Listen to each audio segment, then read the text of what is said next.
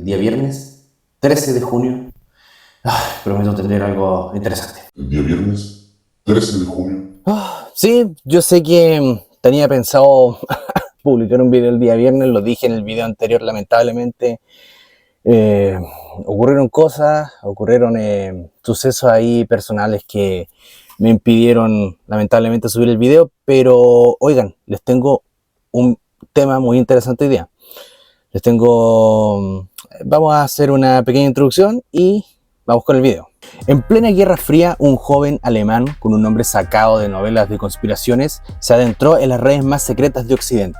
Robó información militar, salió con la KGB y desapareció antes de poder testificar. Su cuerpo fue encontrado y carbonizado en un bosque. Fue un suicidio, fue silenciado. ¿Y quién lo hizo? Esta es la historia de Karl Koch, el hacker que vivió obsesionado con los Illuminati y terminó consumido por sus propios demonios. Yo soy Sebastián Peña y nos vamos a contar esta fría historia.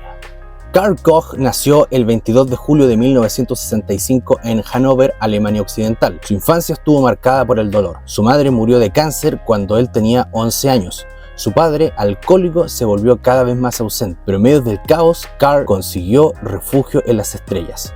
Su amor por la astronomía lo llevó a participar en el consejo estudiantil de su región y con ese trabajo ganó algo de dinero que usó para comprar su primera computadora. Y entonces otro evento marcaría su vida. Para su 11º cumpleaños su padre le regaló una trilogía Illuminatus de Robert Anton Wilson y Robert Shee, un mundo de sociedades secretas, teorías conspirativas y un caos controlado que lo obsesionó de por vida. Karl adoptó el nombre de su protagonista, Halvard Selin, y con eso creó una nueva identidad.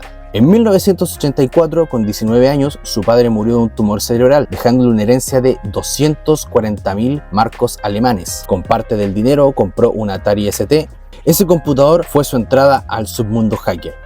A mediados de los 80 no tenía internet público, pero sí redes conectadas entre universidades, gobiernos y laboratorios. Karl y otros jóvenes comenzaron a infiltrarse en ellas, como usando acopladores acústicos que convertían datos en sonidos para enviar por teléfono. Karl pirateaba desde cabinas públicas, con sus dedos y una laptop cruzaba fronteras digitales como si fueran de papel. Una feria de tecnología en Hannover, la CeBIT, logró hackear en vivo una computadora gubernamental desde un equipo casero. Se dejó fotografiar, pero solo de espaldas. Era un genio, pero también cada vez más paranoico. Consumía drogas, tenía episodios de delirio y sentía fuerzas oscuras que lo seguían, y no estaba equivocado. Para septiembre de 1986, Karl y dos amigos, Dirk Otto V y Peter C., decidieron ir más allá. Cruzaron a Berlín Occidental, territorio soviético, para ofrecer sus servicios al enemigo. Al principio los soviéticos no los tomaron en serio, pero finalmente un agente infiltrado como Sergei vio su potencial. Durante 2 años, el grupo entregó a la KGB miles de líneas de código, software militar y acceso a sistemas estadounidenses. El pago total, unos 90.000 marcos alemanes. Pero lo que les motivaba no era el dinero, sino la adrenalina, el caos y el juego. Karl, alias Halvard, vivía como si tuviera dentro un libro de los Illuminati.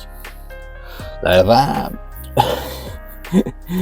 una historia bastante lúgubre. Digamos que, claro, yo creo que, bueno, y esto no es lo que quiero, sino que es como un patrón que se repite bastante. Cuando tú vives con familias disfuncionales, tiende a tener cierto tipo de conductas como antisociales.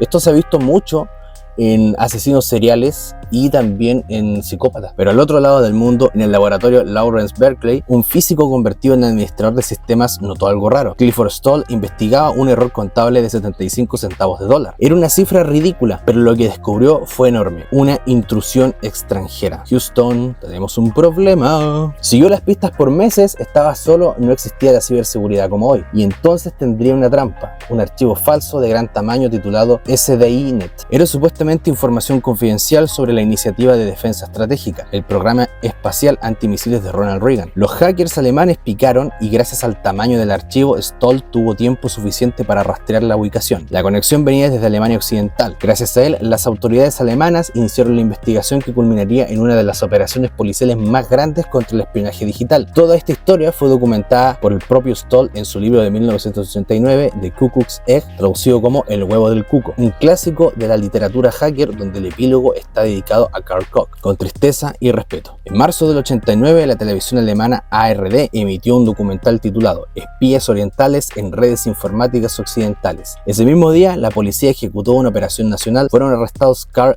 Dick y Peter y se identificaron al menos 14 implicados más. Carl, asustado, decidió colaborar con la justicia. Era evidente que su mente estaba cada vez más inestable. Las sentencias llegaron en 1990. Peter recibió 2 años de prisión, Kirk 14 meses y el otro colaborador, Marcus, alias Urmey, fue condenado a 20 meses, pero Carl no vivió para escuchar el veredicto. Este caso resaltó la gravedad de la amenaza que representaba la infiltración de agentes extranjeros en las redes informáticas de un país orgulloso de su independencia tecnológica. La vigilancia digital había llegado a niveles que pocos imaginaron entonces, y aquella operación fue la punta del iceberg de una larga lucha contra el espionaje cibernético. El proceso judicial que siguió fue considerado uno de los más importantes en la historia de la seguridad nacional alemana. Los medios de comunicación cubrieron ampliamente el juicio y el caso despertó en la opinión pública una mezcla de miedo y desconfianza hacia los sistemas de información. Las investigaciones revelaron que estos espías no solo se dedicaban a recopilar información política o militar, sino también a infiltrarse en redes comerciales y tecnológicas, poniendo en riesgo la economía y la estabilidad del país. Carl, en particular, apareció como una figura compleja, pero su estado mental se deterioró rápidamente. En los meses siguientes a los arrestos fue hospitalizado en varias ocasiones por problemas psicológicos. Su historia fue un recordatorio de cuán frágil puede ser la mente bajo presión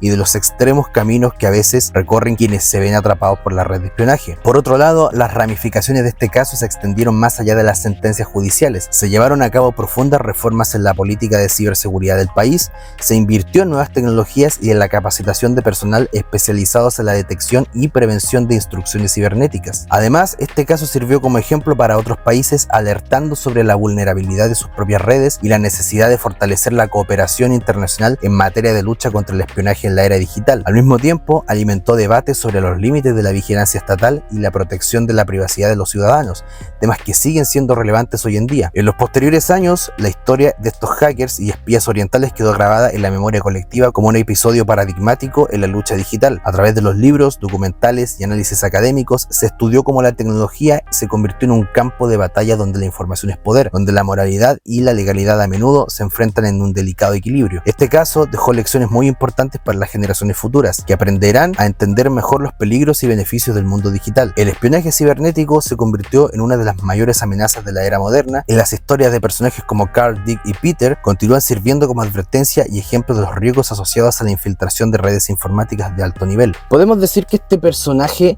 fue, yo creo que si este muchacho hubiera estado viviendo, yo creo que ahora hubiese tenido como unos 60 años aproximadamente, yo supongo que él debería estar trabajando como en una agencia como la CIA, el FBI, o en alguna agencia de inteligencia alemana o rusa, yo creo, porque lo que hicieron, yo creo que claro, hay mucha especulación, pero quizás fueron un poco precavidos en algunas cosas para que los pillaron. El 23 de marzo de 1989, Carl Koch desapareció sin dejar rastro. Una semana más tarde, su cuerpo fue hallado sin vida, calcinado en un bosque de Baja Sajonia. A su lado, una lata vacía de gasolina. No había signos de lucha, tampoco una nota. ¿Fue un suicidio producto del brote psicótico causado por la presión y las drogas? ¿Fue ejecutado por la KGB para evitar filtraciones? La policía cerró el caso como un suicidio, pero hasta el día de hoy nadie está realmente convencido.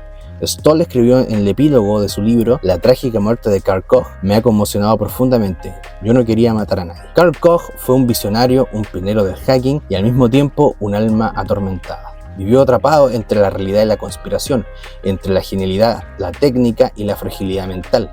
Fue víctima de una época, de su entorno y de sí mismo.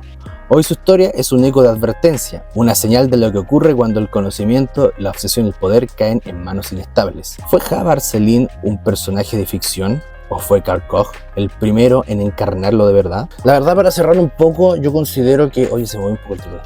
La verdad, podría considerar de que este personaje, como decía anteriormente, si hubiese nacido, digamos, en un ambiente familiar un poco más estable, podría quizá haber tenido otro futuro, la verdad. Podría haberse dedicado a esto mismo, pero claro, sin como meterse con peces gordos, pienso yo. Pero bueno, quedan incógnitas. quedan incógnitas. Sé que la historia fue muy corta, la verdad no logré profundizar mucho porque igual es una historia bastante poco conocida, digamos. Pero bueno, esperemos gente que le haya gustado. Vamos a tener de vez en cuando un par de relatos un poco más oscuros o creepy de la era hacker, la verdad. Bueno chicos, sin más que decir, insisto, aquí, suscríbanse, aquí, voy a dejar la barrita para que se puedan suscribir, denle a la campanita de las notificaciones, denle me gusta a este video y por favor suscríbanse.